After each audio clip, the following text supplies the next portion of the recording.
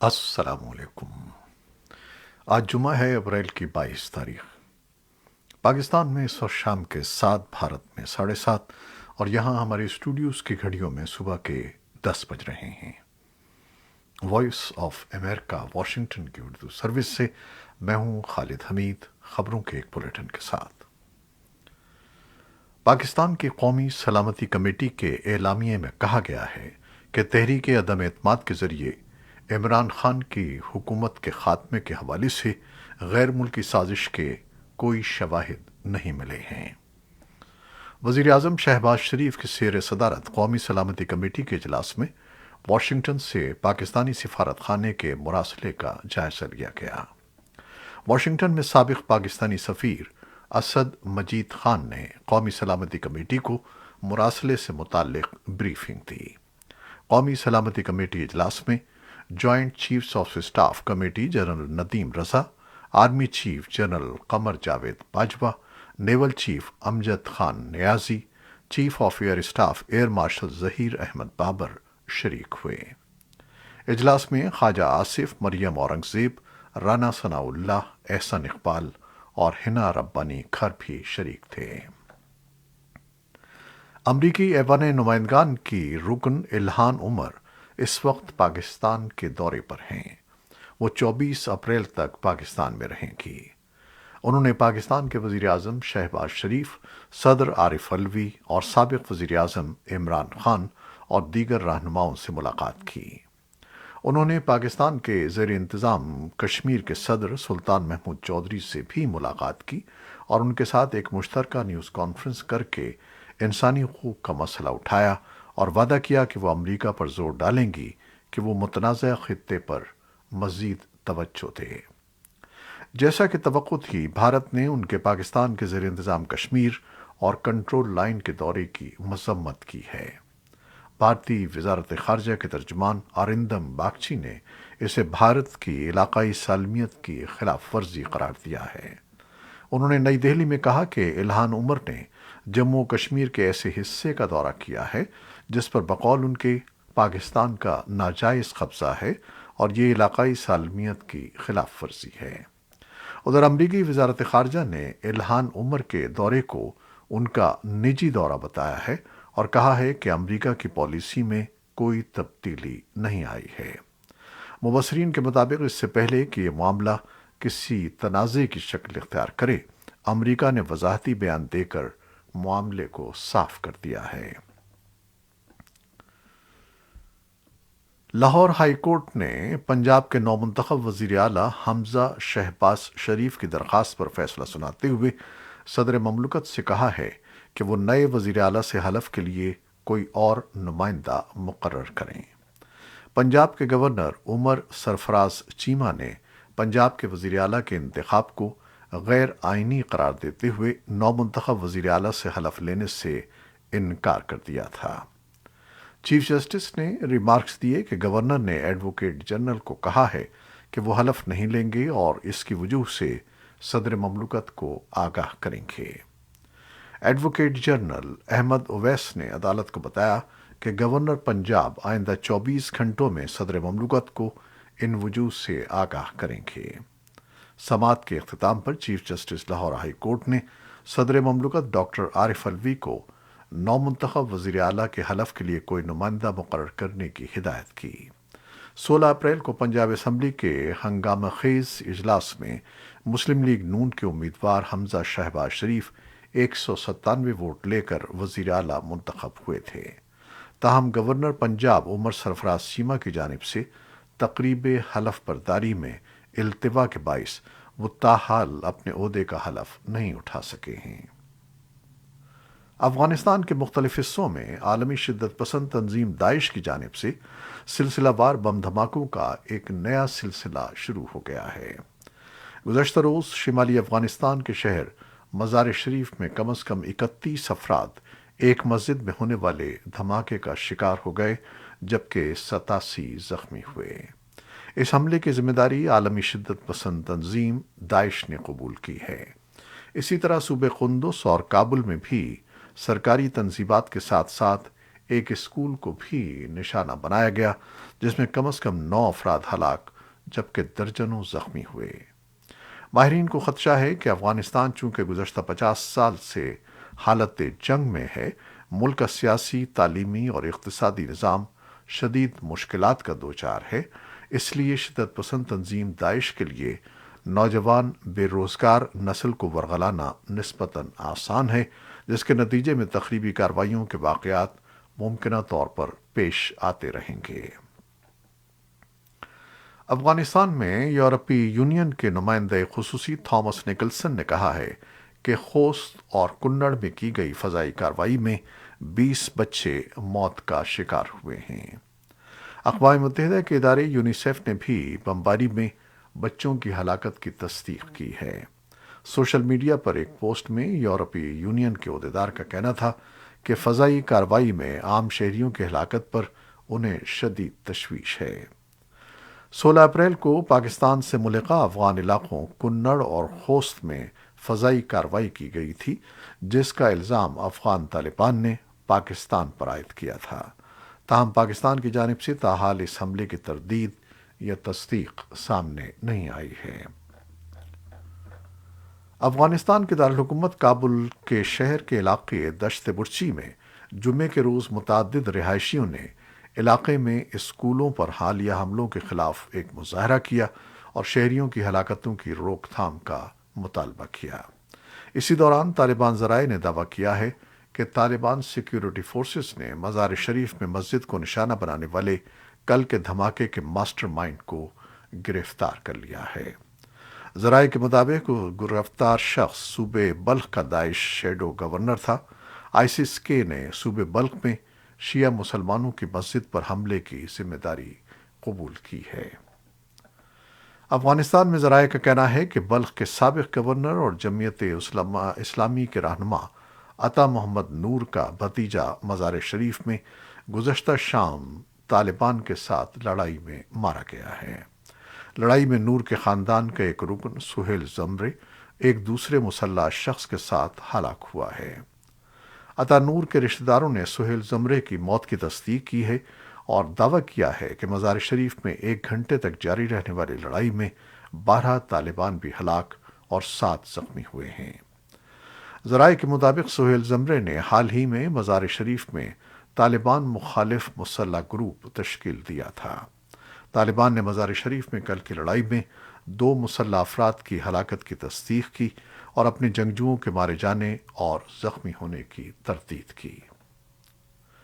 Save the children نے کہا ہے کہ طالبان کی جانب سے سیکنڈری اسکول کی لڑکیوں کی کلاسز میں شرکت پر پابندی میں توسیع سے تقریباً 80% لڑکیوں کو افغانستان کے ان صوبوں میں تعلیم کے حق سے محروم کر دیا گیا ہے، جہاں ثانوی اسکول ان کے لیے بند ہیں۔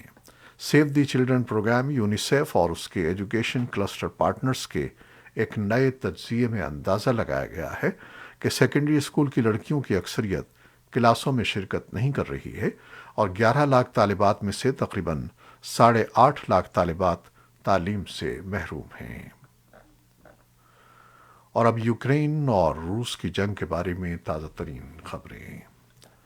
امریکی صدر جو بائیڈن نے روسی حملے کے خلاف یوکرین کے دفاع کے لیے $80 کروڑ کی اضافی فوجی امداد کا اعلان کیا ہے۔ تاہم صدر نے کہا کہ کانگریس سے اس اضافی امداد کی منظوری کی ضرورت ہوگی۔ نئی فوجی امداد میں بھاری آرٹلری کے لیے گولہ بارود کے 1,44,000 راؤنڈز اور مشرقی یوکرین میں ڈونباس کے علاقے میں بڑھتی ہوئی لڑائی میں یوکرینی فورسز کی امداد کے لیے ڈرونز طیارے شامل ہیں۔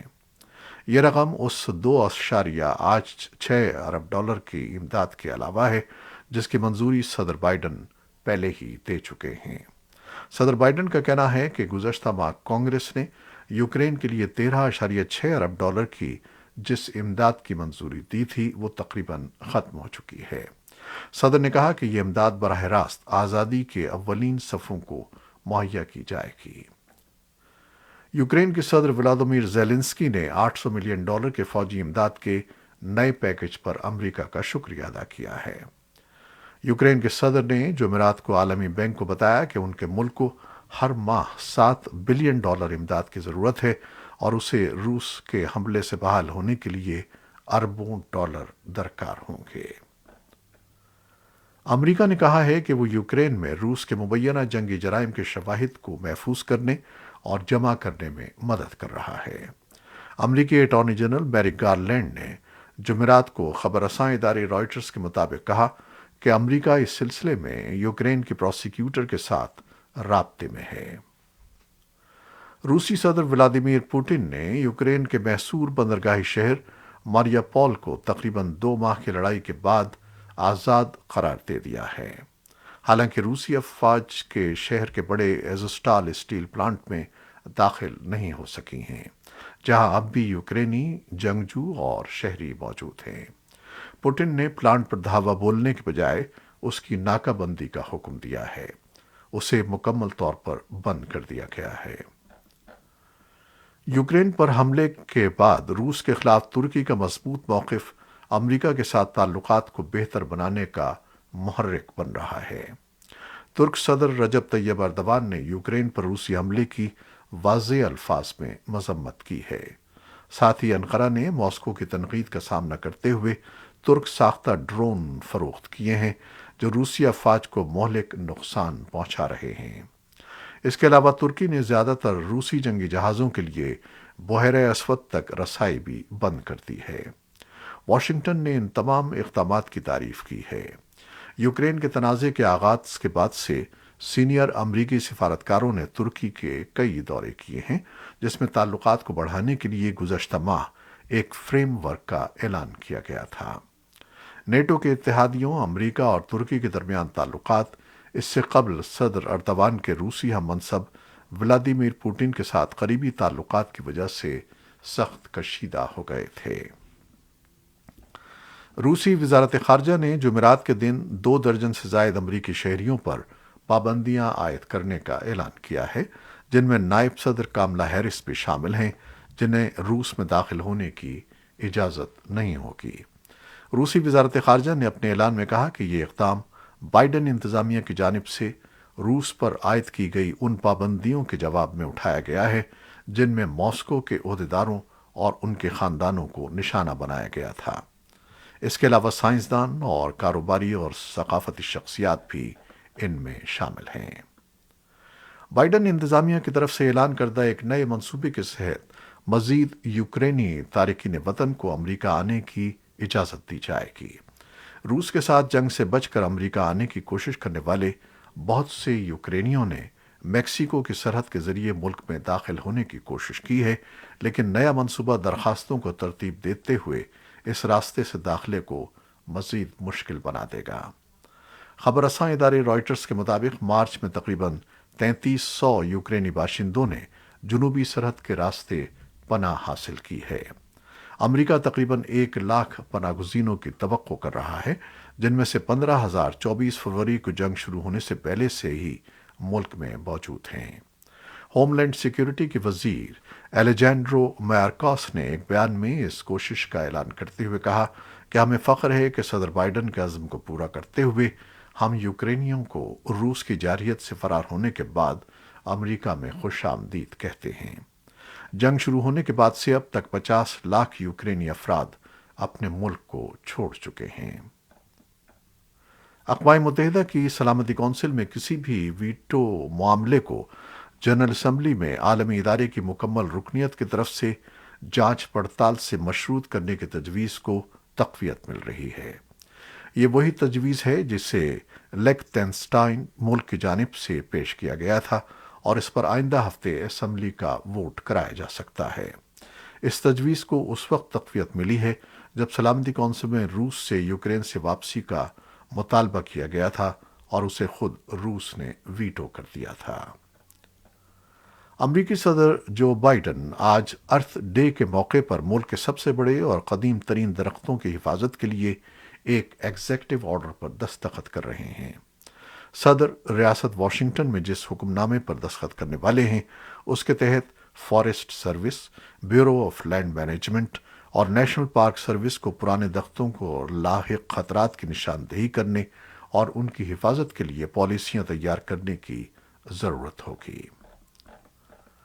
برطانیہ کے وزیر اعظم بورس جانسن نے جو بھارت کے 2 روزہ دورے پر ہیں، جمعے کو نئی دہلی میں اپنے بھارتی ہم منصب نریندر مودی سے مذاکرات کیے ہیں۔ مذاکرات کے بعد ایک مشترکہ نیوز کانفرنس میں نریندر مودی نے کہا کہ بھارت اور برطانیہ نے فیصلہ کیا ہے کہ وہ رواں سال کے آخر تک آزاد تجارت معاہدہ کر لیں گے۔ بورس جانسن نے کہا کہ بھارت اور امریکہ کے درمیان شراکت داری باہمی دوستی کا مظہر ہے۔ انہوں نے کہا کہ نئے اور توسیع شدہ دفاعی اور سیکیورٹی شراکت داری پر اتفاق کیا گیا ہے۔ بھارتی عہدیداروں کا کہنا ہے کہ وزیر اعظم نریندر مودی کے نئی دہلی کے زیر انتظام کشمیر کے 1 روزہ دورے سے 2 دن پہلے علاقے میں مشتبہ عسکریت پسندوں اور سیکیورٹی فورسز کے درمیان شدید جھڑپیں ہوئی ہیں، جن میں نصف درجن عسکریت پسند اور سیکیورٹی فورسز کا 1 افسر ہلاک اور 1 درجن سے زائد سیکیورٹی اہلکار زخمی ہوئے ہیں۔ مودی اتوار کو جموں و کشمیر کے سرحدی ضلع سامبا میں بھارت میں یوم پنچایت راج کے موقع پر ہونے والی ایک بڑی تقریب سے خطاب کریں گے۔ بھارتی حکومت کا دعویٰ ہے کہ 5 اگست سن 2019 کے بعد جموں و کشمیر میں نہ صرف علیحدگی پسند تشدد میں کمی آ گئی ہے، بلکہ اس کے اقتصادی اور معاشی حالات بھی تیزی سے بہتر ہو رہے ہیں۔ تاہم حزب اختلاف حکومت کے اس دعوے کو بی جے پی کی سیاسی بازی گری قرار دیتی ہے اور کہتی ہے کہ ریاست میں 5 اگست سن 2019 کے بعد سیاسی بے چینی میں اضافہ ہوا ہے۔ فلسطین میں ہلال احمر تنظیم نے کہا ہے کہ یروشلم میں تشدد کے نتیجے میں جمعے کو 31 افراد زخمی ہو گئے، جن میں سے 14 کو ہسپتال لے جایا گیا۔ حکام کا کہنا ہے کہ جب فلسطینیوں نے مسجد اقصی کے مقام پر پتھراؤ شروع کیا تو اسرائیلی پولیس نے ربر کی گولیوں اور اسٹن گرینیڈز سے مداخلت کی۔ یہ مقام یہودیوں اور مسلمانوں دونوں کے لیے مقدس ہے۔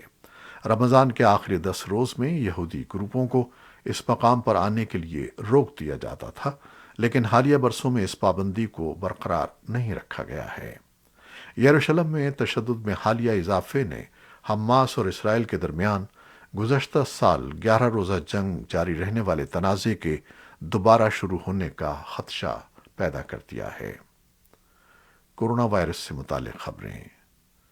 جنوبی افریقہ میں کووڈ انفیکشن میں تیزی سے اضافہ ریکارڈ کیا گیا ہے، جو 3 مہینوں میں سب سے زیادہ شرح ہے اور جس سے بیماری میں ممکنہ بڑے اضافے کے خدشات بڑھ رہے ہیں۔ کیپ ٹاؤن جنوبی افریقہ سے وکی اسٹار کی رپورٹ کے مطابق جنوبی افریقہ کے محکمہ صحت نے جمعرات کو گزشتہ 24 گھنٹوں کے دوران کووڈ کے 4,406 نئے کیس رپورٹ کیے ہیں۔ یہ تعداد ایک دن پہلے رپورٹ ہونے والے 2,846 کیسز اور پچھلے 7 دنوں کی اوسط 1,549 کے مقابلے میں کہیں زیادہ اضافے کی نمائندگی کرتی ہے۔ یہ تھیں وہ خبریں جو فیس بک لائیو پر ہم نے آپ کے لیے پیش کی۔ ہماری ویب سائٹ، یوٹیوب اور پوڈ کاسٹ پر یہ بلیٹن آپ کے لیے پوسٹ کر دیا جاتا ہے۔ آپ ہمارے بلیٹن کو شیئر کرتے ہیں اور اپنے کمنٹس میں اپنی محبتوں اور دعاؤں کا اظہار کرتے ہیں، جس کے لیے ہم آپ کے فرداً فرداً مشکور ہیں۔ اپنی ان محبتوں کو جاری رکھیے گا۔ خالد حمید کو اب اجازت دیجیے گا۔ اللہ حافظ۔